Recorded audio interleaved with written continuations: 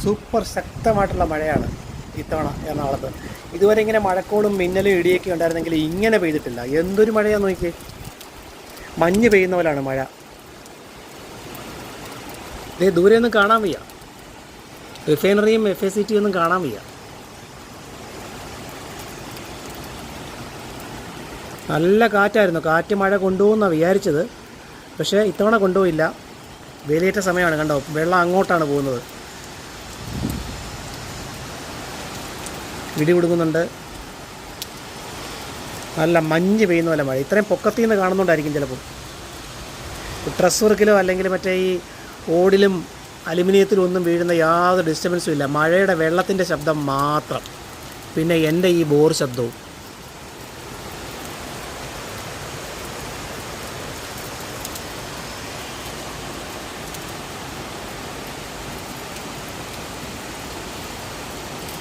നല്ല തരക്കേടില്ലാത്ത മഴ, ഈ സീസണിലെ ഏറ്റവും നല്ല മഴ, അതും ലാസ്റ്റ് ചെയ്യുന്ന മഴ. ഇത് മിക്കവാറും ഒരു അരമണിക്കൂർ നിൽക്കും.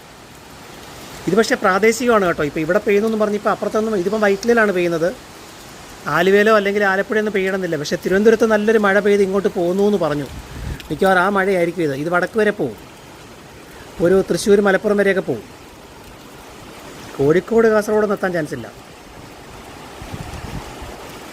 രസമെന്ന് വെച്ചാൽ കാലാവസ്ഥക്കാരനൊന്നും ഇതിനെക്കുറിച്ച് ഒരു വാക്കുപോലും പറഞ്ഞിട്ടില്ല മഴ പെയ്യുമെന്ന്, പറയാറേ ഇല്ല. ഇനിയിപ്പോൾ നാളെ പത്രത്തിൽ വരും yellow alert, red alert, green alert, blue alert വരും. അവന്മാർ എനിക്ക് തോന്നുന്നു നമ്മളിങ്ങനെ നോക്കുന്ന പോലെയാണെന്ന് തോന്നുന്നു അവർ നോക്കുന്നത്. മഴക്കാറുണ്ടെങ്കിൽ പറയും ഇന്ന് പെയ്തു നാളെയും പെയ്യും, നാളെയും പെയ്യുമ്പം പറയും മറ്റന്നാൾ പെയ്യും. ഒരു ദിവസം അവസാനം പെയ്യേയില്ല, അവന്മാർ മുങ്ങുകയും ചെയ്യും. ഓരോ അലർട്ടുകളെ. ശബ്ദം കേട്ടോ മഴയുടെ, കാറ്റില്ല ഇപ്പം, മഴയുടെ ശബ്ദം മാത്രമേ ഉള്ളൂ. വെള്ളത്തിൽ ഒന്ന് വീഴുന്നു നോക്കി, കണ്ടോ ആ പിശറടിക്കുന്ന കണ്ടോ.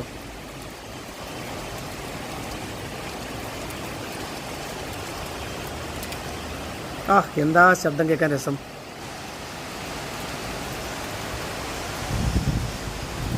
ഞാൻ കുറച്ചു നേരം മിണ്ടാണ്ടിരിക്കാം. ഈ മിണ്ടാണ്ടിരിക്കുക എന്ന് പറയുകയാണ് ഏറ്റവും വലിയ പ്രശ്നം. പറ്റാഞ്ഞിട്ടല്ലേ സരസവും. നോക്കേ ആ കൊച്ചു വീട്ടിലൊക്കെ, കൊച്ചു വീടൊന്നുമല്ല, എല്ലാം വലിയ പണക്കാരുടെയാണ്. ഇവിടെ 28 ലക്ഷമാണ് സെൻറ്റിൻ്റെ വില ഈ ദ്വീപിൽ. അങ്ങനെ നന്ദുകാവാലം വീണ്ടും ഒരു മഴക്കഥയുമായി വരുന്നതായിരിക്കും. ഇപ്പോൾ സൈൻ ഓഫ് ചെയ്യാൻ സമയമായി. 1 മിനിറ്റൂടെ മാത്രം.